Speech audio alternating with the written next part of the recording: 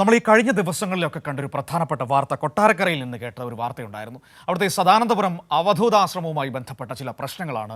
സംഘപരിവാർ ആശ്രമം കൈയടക്കാൻ നടക്കുന്ന നീക്കങ്ങൾ, അതിനെ അവിടുത്തെ സ്വാമി ചെറുക്കുന്നത്, സ്വാമി രാമാനന്ദ ഭാരതി അദ്ദേഹം അത് ചെറുക്കുന്നത്, പിന്നീട് അദ്ദേഹത്തിനെതിരെ ആക്രമണം ഉണ്ടാകുന്ന സംഭവങ്ങളൊക്കെ നമ്മൾ കണ്ടു. അവിടെ കുറേയേറെ പുതിയ ഡെവലപ്മെൻറ്റ്സുകൾ നടക്കുകയാണ്.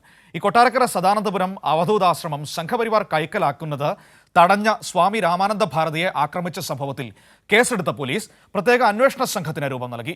CDRും ടവർ ടെമ്പും പോലീസ് തയ്യാറാക്കും. കൊട്ടാരക്കര ഡിവൈഎസ്പിയുടെ മേൽനോട്ടത്തിൽ കൊട്ടാരക്കര SHO ജയകൃഷ്ണനാണ് അന്വേഷണ ചുമതല.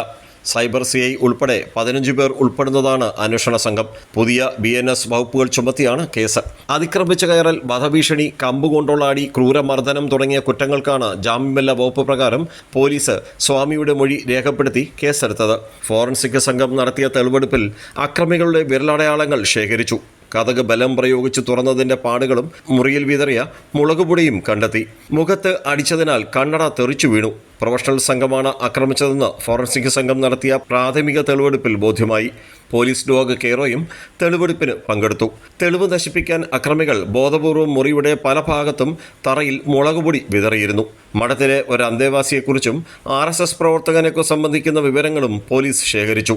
CDRും ടവർ ഡമ്പും പോലീസ് തയ്യാറാക്കും.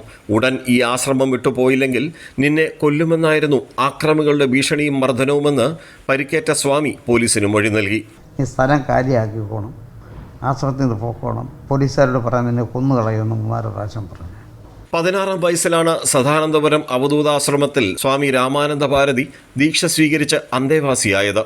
നിലവിലെ മഠാധിപതി 88 വയസ്സ് പിന്നിട്ടതിനാൽ പിൻഗാമിയായി രാമാനന്ദ തലസ്ഥാനത്ത് വരുന്നത് തടയാനും 1/2 കോടിയോളം രൂപ പ്രതിവർഷം വരുമാനമുള്ള ആശ്രമം സ്വത്തുവകകൾ പിടിച്ചെടുക്കാൻ ലക്ഷ്യമിട്ട് BJP RSS നേതാക്കൾ ശ്രമിക്കുന്നു എന്നായിരുന്നു ആരോപണം.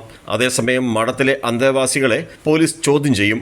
മഠാധിപതിയുടെയും ആക്രമണത്തിനിരയായ രാമാനന്ദഗിരിയുടെയും വിശദമായ മൊഴി പോലീസ് വീണ്ടും രേഖപ്പെടുത്തും.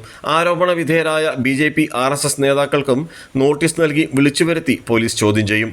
രാജ്കുമാർ, കൈരളി ന്യൂസ്, കൊല്ലം.